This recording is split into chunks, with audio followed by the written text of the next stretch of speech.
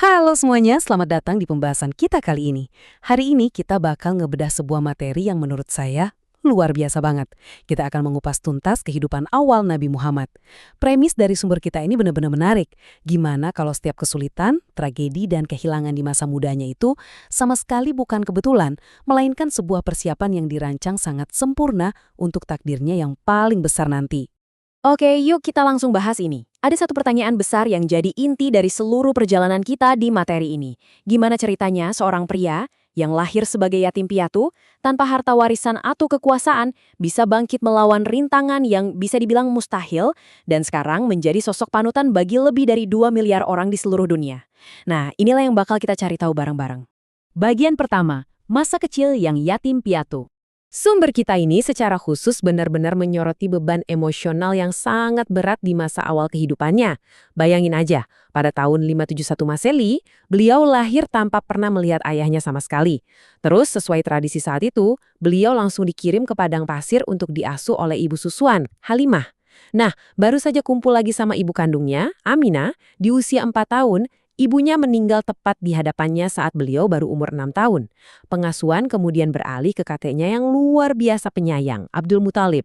Tapi, ya kakeknya pun meninggal saat beliau baru umur 8 tahun. Rangkaian perpisahan yang tragis ini bukan cuma sekedar catatan sejarah loh. Ini adalah fondasi yang ngebangun ketahanan mentalnya, yang ngajarin beliau sejak kecil untuk benar-benar bergantung sepenuhnya cuma pada Sang Pencipta. Coba teman-teman bayangan ini. Sebelum usianya beranjak dewasa, beliau tuh udah tinggal di 5 rumah yang berbeda, pindah dari satu figur pengasuh ke pengasuh yang lain. Dari sinilah sumber kita berargumen, beliau mendapatkan kemampuan adaptasi yang luar biasa. Beliau jadi belajar gimana cara membaca berbagai karakter manusia dan memupuk empati yang sangat-sangat dalam. Ini tuh sebuah keterampilan sosial yang mutlak dibutuhin sama siapapun yang mau jadi pemimpin, apalagi pemimpin skala global kan? Lanjut ke bagian selanjutnya, zaman ketidaktahuan atau yang sering disebut jahiliyah. Nah, buat benar-benar paham seperti apa karakter beliau, kita harus lihat dulu nih latar belakang sosial budaya Arab di abad ke-7. Periode ini dikenal dengan sebutan jahiliyah atau era ketidaktahuan. Materi kita ngegambarin masa ini sebagai masa yang diselimuti kegelapan moral yang pekat banget. Nggak ada hukum yang jelas dan penuh kebobrokan spiritual. Kontras antara dunia yang gelap gulita ini sama cahaya yang nantinya akan datang, itu adalah kunci utama dari kisah ini. Realitas di era itu benar-benar kejam, nggak main-main. Ini adalah masa di mana tragedi itu seolah nggak ada batasnya. Praktek mengerikan kayak ngubur bayi perempuan hidup-hidup itu ya dianggap biasa aja. Suku-suku terus-terusan terjebak dalam siklus perang darah yang kayaknya nggak ada ujungnya. Keadilan sosial sama sekali lenyap. Kelompok yang lemah kayak anak yatim dan janda itu dibiarin tertindas begitu aja. Bahkan Ka'bah yang sejarahnya dibangun untuk monoteisme, waktu itu udah dikelilingi oleh 360 berhala. Intinya, kompas moral masyarakat saat itu benar-benar udah hancur lebur. Masuk ke bagian Muhammad Al-Amin. Dan slide ini dengan sangat brilian ngasih lihat ke kita, dari tengah-tengah masyarakat yang sangat korup itu muncul sebuah anomali yang luar biasa. Di satu sisi, Mekah dipenuhi sama kekacauan, penipuan, dan penyembahan berhala, tapi di sisi lain berdirilah sosok Muhammad. Beliau ini seorang Hanif, yang artinya beliau tetap pegang teguh keyakinan pada satu Tuhan, dan ajaibnya, sama sekali nggak tersentuh oleh kebiasaan buruk di sekitarnya. Karakter mulianya inilah yang bikin beliau dapat julukan Al-Amin, yang berarti yang dapat dipercaya. Alih-alih ikutan terhanyut dalam hingar-bingar dan rusaknya kota, beliau malah ngambil langkah yang mungkin nggak disangka-sangka. Beliau milih buat kerja jadi pengembala domba. Ini tuh semacam ruang penempaan buat beliau. Bekerja keras di tengah kesunyian padang pasir itu ngajarin beliau cara memimpin makhluk yang sepenuhnya bergantung sama beliau, ngelatih kesabaran tingkat tinggi, dan yang paling penting, ngasih ruang yang luas banget untuk merenungkan alam semesta dengan pikiran yang jernih. Ketokohannya benar-benar diuji waktu kota Mekah lagi merenovasi Ka'bah yang udah menua. Waktu itu ada satu krisis mematikan yang meledak. Setiap suku elit di sana saling berebut pengen dapet kehormatan tunggal buat meletakkan kembali Hajar Aswad atau batu hitam. Wah, pedang udah ditarik, perang saudara udah benar-benar di depan mata. Sampai akhirnya mereka sepakat. Oke, orang pertama yang masuk ke pelataran bakal jadi hakimnya. Dan tebak siapa pria itu? Ya, Muhammad. Dengan kecerdasan emosional dan diplomasi yang luar biasa brilian, beliau ngebentangin selembar kain, naruh batu itu di tengahnya, dan minta perwakilan dari semua suku buat ngangkat kain itu bareng-bareng. Gelar Al-Amin itu bukan sekedar nama pajangan ya. Hari itu, kecerdasannya berhasil nyegah pertumpahan darah yang pastinya bakal sangat besar. Reputasi emas ini pastinya narik perhatian, salah satunya perhatian Khadijah, seorang pengusaha wanita paling sukses dan elit di Mekah saat itu. Setelah ngutus orang kepercayaannya, Khadijah ngebuktiin sendiri kalau Muhammad ini berdagang dengan kejujuran mutlak dan martabat yang jarang banget ditemuin. Saking terpesonanya sama kualitas karakter ini, Khadijah ngambil langkah yang super berani buat ukuran zaman itu. Beliau melamar Muhammad meskipun ada jarak usia 15 tahun di antara mereka. Pernikahan ini nantinya bakal jadi pilar yang paling kuat buat ngadepin ujian luar biasa yang bakal segera datang.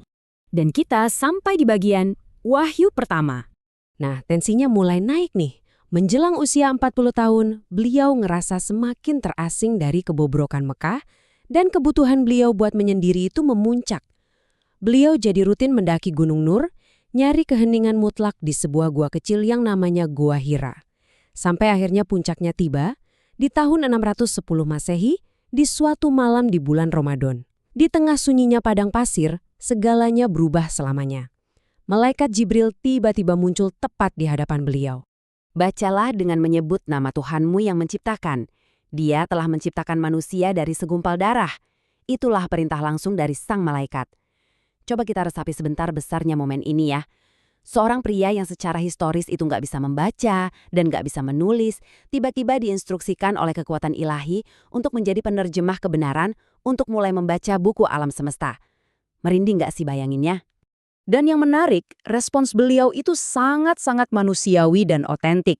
Beliau nggak langsung membusungkan dada dan bilang, oh saya nabi sekarang. Nggak gitu. Sebaliknya, beliau benar-benar dicekam ketakutan yang luar biasa. Beliau lari panik menuruni gunung di tengah kegelapan, menggigil hebat, dan langsung nyari satu-satunya pelabuhan amannya, sang istri. Sambil memohon, selimuti aku, selimuti aku. Nah, apa yang paling menarik dari slide ini adalah gimana Khadijah nunjukin peran krusialnya sebagai jangkar emosional yang luar biasa kuat. Alih-alih ikutan panik, beliau justru memvalidasi seluruh karakter suaminya selama ini buat nenangin ketakutan itu. Khadijah ngeyakinin Muhammad katanya, sama sekali tidak. Demi Allah, Allah tidak akan pernah mencelakakanmu.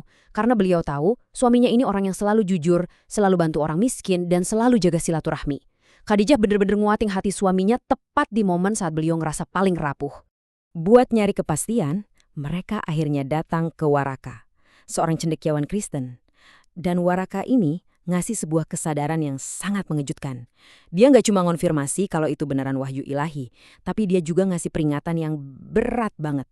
Status Al-Amin yang selama ini disayang-sayang sama kaumnya, itu bakal segera berakhir.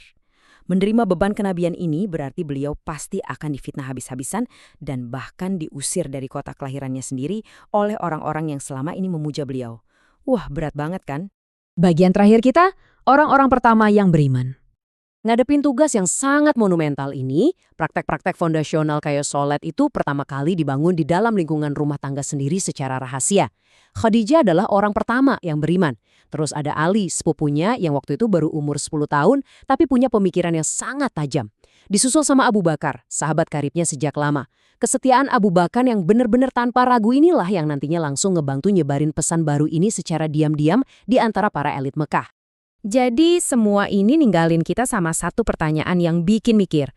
Dengan kelompok orang beriman yang masih sangat kecil ini, yang harus berhadapan langsung sama seluruh kota yang udah tenggelam dalam ketidaktahuan, gimana caranya keyakinan baru ini bisa bertahan dari serangan balik yang udah pasti bakal datang?